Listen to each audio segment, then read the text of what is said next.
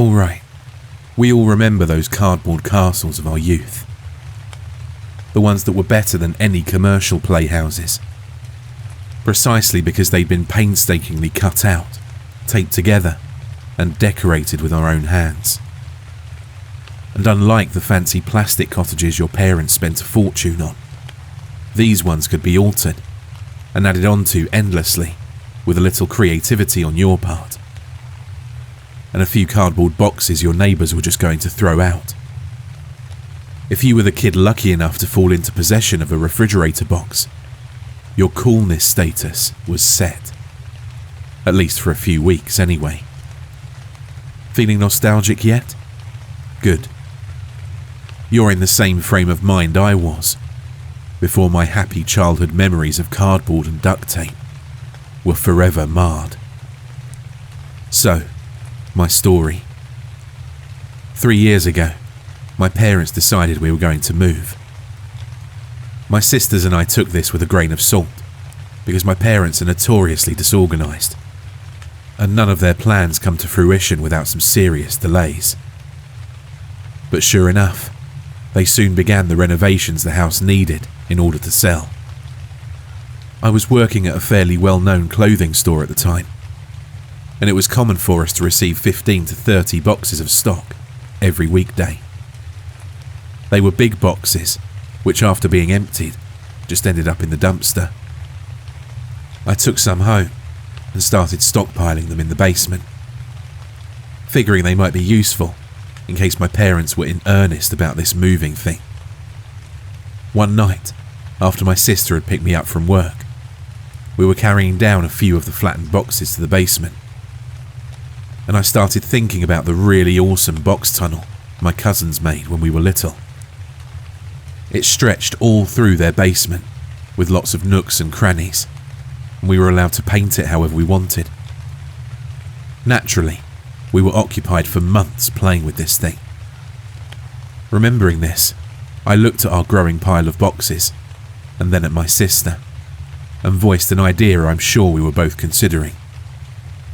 "Casey," I said, "we could make a really kick-ass box fort out of these."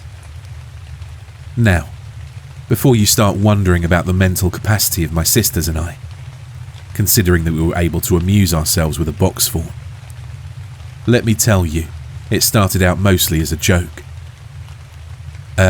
Wouldn't it be hilariously ridiculous if we did this sort of thing? But yeah, we ended up getting really into it. We're a pretty creative family, so it was mainly the building of it that was fun. It's not like we spent hours in there playing house or anything. We built it upstairs, our first 8 boxes serving as a tunnel between my 2 sisters' rooms, Taylor and Casey, with a little doorway into the bathroom and another tunnel branching off towards my room. We got out the Sharpies and vandalised it to our heart's content. We put up funny pictures inside. Casey even hung some Christmas lights inside, which gave a nice effect. Any 4-year-old would be proud to call this box fort his own. I brought home more boxes. We elongated the tunnels, getting fancier and adding curves at the end, so that when inside, you could never see an entrance unless you crawled through to the very end. We even covered the whole thing with blankets to make it prettier, and to keep out the light from all the little gaps and crevices throughout. Our dog, Juliet, was timid at first, but joined the box fort club as soon as the 3 of us crawled inside to read ghost stories, because she didn't want to be left out. It was really dark in there. We usually brought in flashlights, and pretty much any time we crawled through, we were prone to fits of giggles. Mostly because we were 3 fully grown adults crawling through a box fort. I mention this only to show that despite the total darkness and claustrophobic size of it, there was none of that palpable atmosphere of terror, foreboding and ill will that often accompanies creepy places. At that point, it was still perfectly commonplace and funny.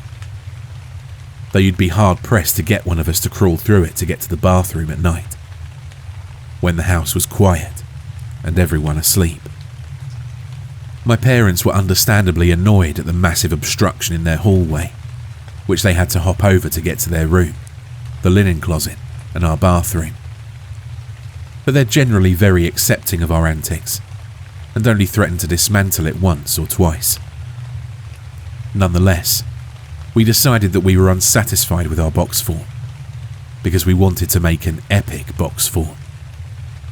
However, having already taken up the space in our bedrooms, the only place left to extend was across the hall to my parents' bedroom, something they'd never agreed to while living in the house. Luckily, they were going to be leaving for a week. That's when we filled all the free floor space in their bedroom and closet with box fort.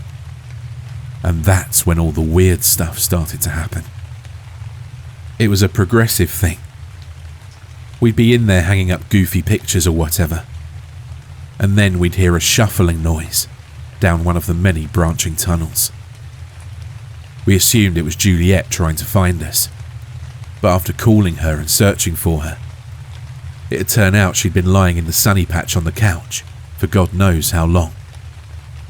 One time, Casey and I were in there hanging up paper bats we cut out, and we heard the shuffling from far off. "Juliet! Julietta!"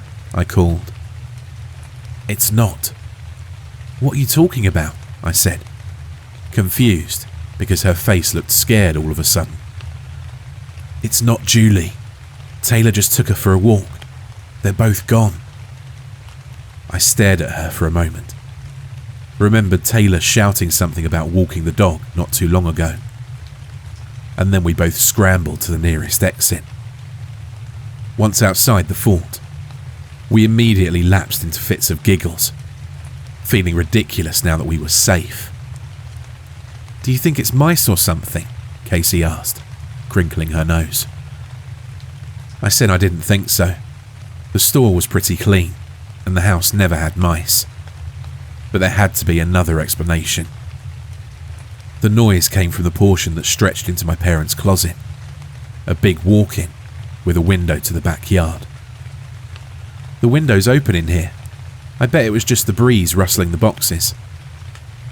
A perfectly logical explanation, which we were both happy to believe. That night, while I was in bed, I found my gaze drawn towards the entrance of the fort, time and time again. It was really dark in there, and something about having that gaping black tunnel in my room made me feel very vulnerable.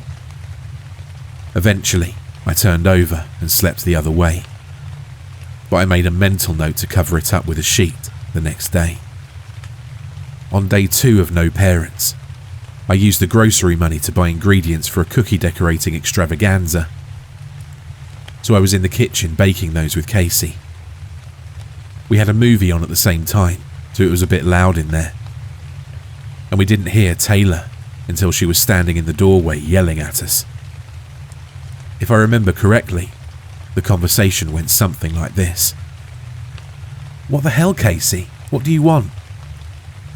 Casey and I gave each other quizzical looks, and Taylor looked at us like we were stupid.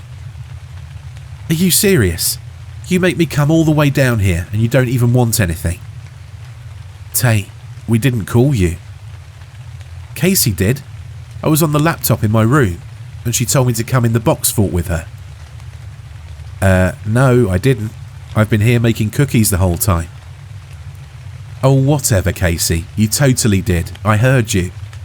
And then when I went in, you left and came down here." At this point, seeing one sister was pissed and the other confused, I jumped in and got the whole story from Taylor.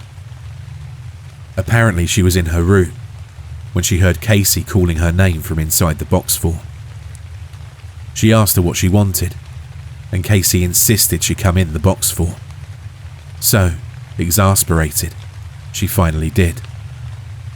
She couldn't see Casey inside though, and a moment later, she heard her laughing with me down in the kitchen. where she'd always been. Needless to say, the atmosphere in the room instantly went from warm and comfortable to super creeped out, and I felt the need to step up as big brother to lay their fears to rest. We went through the "you're lying" bit for a while, but once both parties were satisfied the other was telling the truth, it was time to do some investigating. Grabbing a kitchen knife, more for courage than for any real fear for my life, I volunteered to check out the box fort, while they waited outside and kept an eye on me. I'm a logical, reasonable person. I greet the supernatural and paranormal with, I think, a healthy degree of skepticism. I'm open to the possibility of anything: ghosts, vampires, mermaids, whatever. But I will not believe it until I have solid scientific evidence proving its existence. At the time, in my mind, that hadn't been produced, which is why I had little trepidation in investigating the fort after that incident. If it happened to be an intruder, well, what could they do to me in a cramped little box fort with my sisters right there? Besides, someone had to do it. With these thoughts, I entered the fort and found nothing. No ghosties, ghoulies, homeless wanderers, and no one in the house either. Somehow, I managed to convince Taylor that she'd heard the loud TV downstairs, mixed with Casey and I's voices, and we all settled down to eat cookies and watch movies together, comfortably mollified. Maybe it was an after effect of the incident during the day, but that night, Casey and Tay both had trouble sleeping. In fact, I woke up in the middle of the night to Casey's scared voice calling, "Jack, Jack." I'm sure parents with small children probably get used to this, but when I woke up to that, I was instantly terrified. I jumped out of bed, grabbed my knife, and ran to her room. For those of you weirded out by the fact that I keep a knife in my bedside table drawer, keep in mind that I'm a very short guy with absolutely no self-defense experience. Anyway, Casey's room was dark, and when I flipped on her light switch, she was sitting up in bed with her eyes wide open, looking like she was going to cry. Seeing nothing amiss, I demanded to know what was wrong. By this time, Tay had wandered into the room with Juliet in her arms. Casey told me that she'd been sleeping, when suddenly she woke up with the feeling that someone was in the room, watching her. She found herself staring at the entrance to the box fort. This chilled me a bit, having had a similar experience, but what she said next was even more strange. She kept her eyes on the entrance, willing herself to stop being creeped out, when suddenly, the boxes started to shake like something inside was moving rapidly through them, away from her room. Apparently, that's when she started calling my name, waking up Taylor as well. For the second time that day, I did a full search of the box fort and the entire house, finding nothing.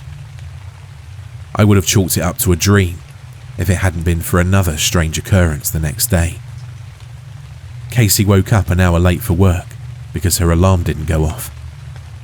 Her alarm didn't go off because her cell phone was missing, which she claimed she'd placed beside her pillow before she went to sleep. Taylor and I made an effort to help her find it before she left, checking her bed and floor and calling it from the home phone. But neither of us was surprised or too concerned about it, because she was notorious for misplacing things. When Case came home that evening, I asked if it had been there when she woke us up in the middle of the night, and she couldn't remember seeing it. But she'd been texting her friend in bed and made sure to set the alarm and put it beside her. In the end, we decided there was nothing to do but wait for it to show up. At around 3 in the morning, I was woken, yet again, by some sort of commotion outside my room. Again, I grabbed my knife and was alarmed by the noise, but mostly what I felt was anger and annoyance. I'd had enough of all the drama and wanted to put an end to it. Juliet was in my parents' closet, barking her head off at the box fort, and Casey and Taylor were already up, wondering, like me, what was going on. Taylor picked up the dog and carried her out of the room, and she instantly shut up, leaving Casey and I standing in the closet with bewildered looks on our faces. It was silent for a moment, and then suddenly, Katy Perry's Hot and Cold song rang out loud and clear, making us jump. "What the hell?" I said, still trying to get my half-asleep head around this. "That's my ringtone," said Casey, looking at me strangely, but making no move to get her phone. "Well, answer it," I said, exasperated. Casey lifted the blanket that covered the opening of the box fort, and there was her missing cell phone, lying in the centre of the first box, still blaring that song from a tinny speaker. She flipped it open and put it to her ear. "Hello?" I waited for a moment, then asked, "Well, who is it?" Casey made a noise of disgust and closed the phone. "It's nothing. It was just our voices echoing in the background. They must have hung up." She folded her arms. "Did you do this?" "Why in the hell would I steal your phone and wake us all up at 3 in the morning?" I asked incredulously. And Casey turned to Taylor next. "I didn't touch your phone," she said, with a note of fear in her face. "Are you guys joking? This isn't funny," Casey said, agitated. "You're scaring me." At this point, I could see the situation was turning from weird to can't sleep anymore scary. So I sighed and said I would check the whole house over, again, and proposed that Juliet had used the phone as a chew toy and left it in the box fort. It was the only thing I could think of at the time, and though it seemed to reassure my sisters, it really wasn't that plausible. Juliet was missing most of her teeth, and the only thing I'd ever seen her play with was soft plush toys and slippers. I doubted she'd ever want a cell phone in her mouth. There was nothing amiss in the house, and I made sure to double-check all the doors and windows this time, too. Everything was locked. We were safe. This had just turned into one of those weeks where a lot of small occurrences were adding up to a big headache. Before I went to bed, I asked Casey if her phone had shown the caller ID for that call. No, it just said unknown. I don't get why we didn't hear it though. It was so loud. I don't know, I shrugged. And change your ringtone. It was too late to figure things out. By day, everything seemed fine. The 3 of us hung out at the beach by our house, and we all felt pretty good afterwards, laughing and joking about how freaked out we all get at the slightest sign of oddness. Casey was going to a party that night, so it was just Tay and I at home. I got the sense that Tay was still feeling weird about the box fort, so I decided I'd do my best to make it fun again. I didn't want another late-night wake-up call. I grabbed a pile of old magazines, some scissors and glue, and suggested we make a collage on one of the inside walls. We had some upbeat music playing, and we were discussing an upcoming family trip, when Tay suddenly leans over and turns the music down, as though she's listening for something. "What?" I ask. "Did you put Juliet outside?" she says, looking confused. "No, she's probably downstairs. Why?" "I didn't put her out either, but I can hear her barking." "Well, maybe Case did before she left," I said cheerfully. "Let's go check." For the record, I couldn't hear anything, but Taylor's always been more aware of Juliet than I am. When we checked the backyard, we couldn't find her, and we didn't hear any barking. I could tell Taylor was getting a bit anxious. She loves that dog, while I was starting to be frustrated. Juliet won't come when we call her, so we had to search the house yet again. We checked all of her favourite hiding spots, but there was no sign of her until we got upstairs and were hopping over the box fall to check closets and bedrooms. Taylor straightened up suddenly and told me to stay quiet. "I hear her again," she said, making me pause so I could listen too. "I don't hear anything," I said after a few moments. "Can't you hear her barking? It sounds like she's far away." "Are you sure it's not another dog? We didn't let her out." "No, it's definitely her," she said, walking into my parents' closet to listen at the window. "Come here, it's louder in here. She's got to be outside." When I said, once again, that I couldn't hear anything, she rolled her eyes and replied, "You're deaf then," and headed downstairs for her shoes. We searched for our dog for 4 hours that night, on foot and in a car, calling Casey home to help later on. My heart was in my throat the entire time, thinking we'd come across something awful at the side of the road. I'm wondering how I was going to console 2 girls who loved Juliet like a baby and had never had anything bad happen to them all their lives. There was also an unsettling feeling at the back of my mind to do with that far-off dog barking, but I pushed that away for the time being. The next day was spent in anxious endeavour, making posters and putting them up, canvassing the neighbourhood. My poor sisters were close to tears, and I was wondering why this had all happened when my parents were gone. At the end of the night, they'd settled in to watch a movie half-heartedly, while they waited for a call, and I went upstairs to discreetly call my mum and ask her to come home early. I didn't know what was going to happen with our dog, but I knew I needed some help consoling my sisters. When I finally went to bed, the house was quiet. My sisters had locked up the house, turned out the lights, and were sleeping, and I was bored with my book.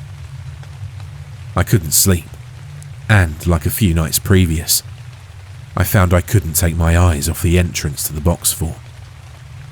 I'd covered it up with a blanket, as I'd intended to earlier, and while that seemed to help somewhat, I was still feeling weird about it.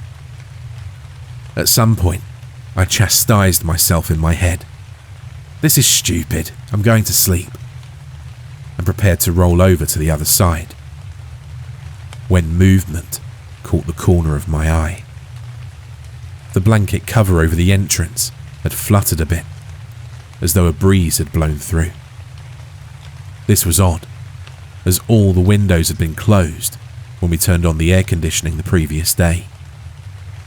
I watched intently now, trying to determine in the dim light if the blanket was actually moving in and out, as though someone were breathing under it, or if this was just my imagination. My eyes weren't playing tricks on me. As I watched, something touched the blanket from inside with a single, slender finger and traced a vertical path all the way to the bottom. I'm not a particularly brave person, but something happens to you when you're in charge of the protection of others. Suddenly, scary things don't cripple you with fear, because you know you have to be brave for the people you love. I did the only thing, at this moment, that my brain would allow me to do, after reasoning with itself and coming to the most logical explanation.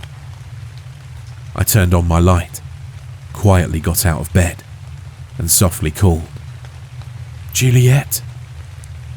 When my call received no answer, I made the step forward, and suddenly the boxes shook, as though something were passing through them.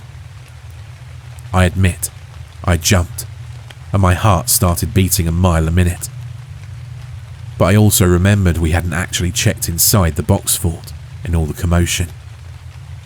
Picking up the flashlight that lay on the floor near the entrance, I knelt down and lifted the cover, shining my light inside. There was nothing in the small tunnel leading out of my bedroom, but I couldn't see around the corners. "Juliet!" I called, trying to keep my voice down so as not to wake my sisters. Then again, "Juliet!" but in that stern, "come here this moment" voice. Finally, I heard a quiet whimper, like she used to when she was a puppy, and that shuffling noise moving further away from me. I cursed under my breath. Aside from all the creepy damn box fort in the middle of the night associations going through my head, all I could think of was my little dog hurt and afraid, and how I wanted to get to her before my sisters to see what damage had been done. Things could get hysterical with them real fast if Juliet was in bad shape. So, hero winning out over coward, I got on my hands and knees with the flashlight and went inside. It was eerily quiet in there. That kind of absence of sound quiet that makes you feel like your ears are plugged with cotton. Only you can hear your own breath just fine. When I got to the end of the tunnel, I looked right first towards my sister's rooms, but there was nothing there. When I looked left, I heard a shuffling, and my flashlight beam caught the tail end of something black turning the corner. Juliet. "Juliet!" I hissed. "Juliet, come here, girl." I made my voice more sweet and inviting, but that dog never comes when she's cool. I sighed and pushed on further, passing by our aborted attempt at a collage on my way.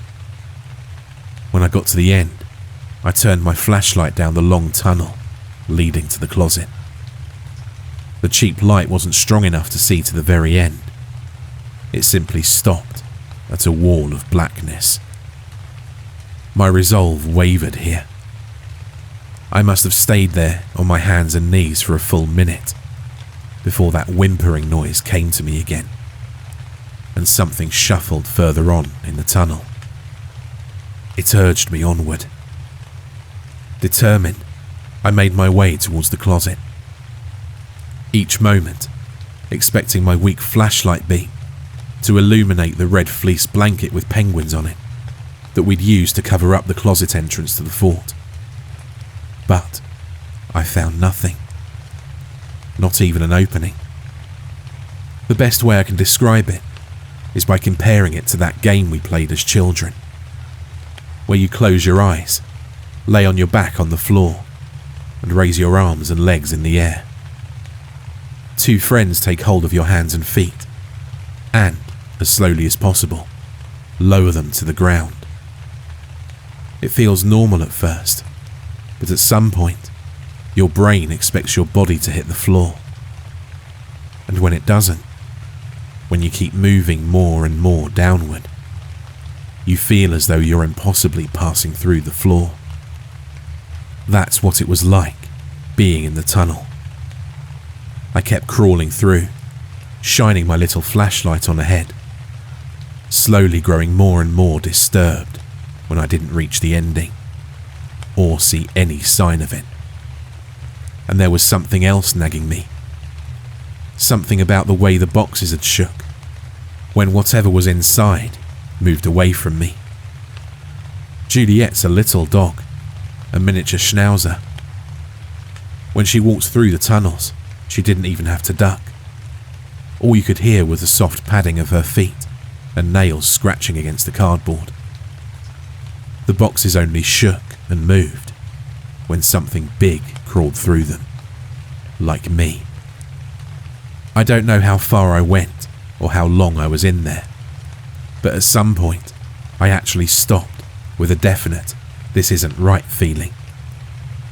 I visualized the fort in my head. By my estimation, I should have been somewhere in the backyard by then, suspended 2 stories into the air. It finally dawned on me that I was currently located in a space that couldn't possibly exist, chasing something that was obviously bigger than Juliet. I freaked out and got the hell out of there. When crawling in the opposite direction didn't seem to lead anywhere but a black, endless tunnel, I really lost it and started pulling apart the boxes at the seams, punching my way through, and finally finding myself in a tangled mess of blankets and cardboard in the middle of my parents' closet. It must have looked silly, me in a heap on the floor like that. But when I looked up at the close walls of that 5 by 10 foot walk-in closet, goosebumps prickled up my back and arms. It was like stepping outside for a jog, then turning around after 10 minutes of running to find that you hadn't even left your front steps. It just didn't make sense that I'd crawled so far in that tunnel, but gone nowhere, and followed something that was somehow still inside. To this day, I can't explain it, and I don't even like to think about it.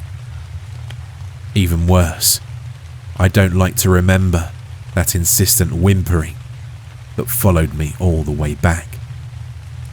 Shaking with residual terror, I began dismantling the box fort right there and then. When my sisters emerged from their rooms, bleary-eyed and confused, I just mumbled something about having to take it down before Mum got home and continued on with my work. I left just 1 box. I figured if I was going crazy, I might as well go full out. Thinking of our dog, I left a single box standing in the closet all by itself, and carried all the rest of them out to the fire pit in our backyard. The next morning, I burned them, and my mum was home by the afternoon. That's not quite the end of the story, because there was a bit of happiness in store for us later, but I almost wish it was the end. It wasn't much closure for me, what happened afterwards. We ended up finding Juliet a few days later. She was okay, a little erratic and jumpy for a bit, but happy to see us. My family was so overjoyed that nothing could really dampen their spirits, even a little thing like where I found her. It seemed like for everyone but me, all the thoughts of the box fort had been completely washed away. The day she came home, I was the only one in the house, washing dishes from a pancake breakfast and letting my mind wander. Suddenly, I became aware of a muffled scratching and yelping sound coming from somewhere nearby. My heart lifting, I checked the back door, the garage door, and the front door, all to no avail, before I realised the noise was coming from above me. Slowly, I made my way upstairs, following the noise all the way to my parents' room, and finally to their closed closet door. I opened the door, and my little dog bounded out to me, jumping and barking for my attention. I got rid of the last box after that, but it may have been too late. Mum came into my room that night, carrying a bundle of socks and underwear, and asking me which ones were mine. She still did our laundry sometimes, and couldn't tell what belonged to who. I picked out my things, and as she was leaving, she turned around with a grin, chuckling and shaking her head. "Whose Halloween costume is that hanging in my closet? It scared me half to death." I put down my book. "What costume?" "You know, the tall black one with the long arms and the white eyes. It's very lifelike. Is it from a movie or something?" I only stared at her blankly for a second. "Oh, yeah, it's mine. I'll move it downstairs." I waited until I heard my mum's footsteps move downstairs. Then I noiselessly made my way to her room.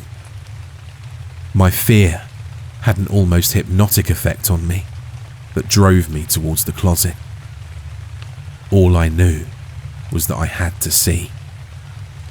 The closet door was open, but the light was off.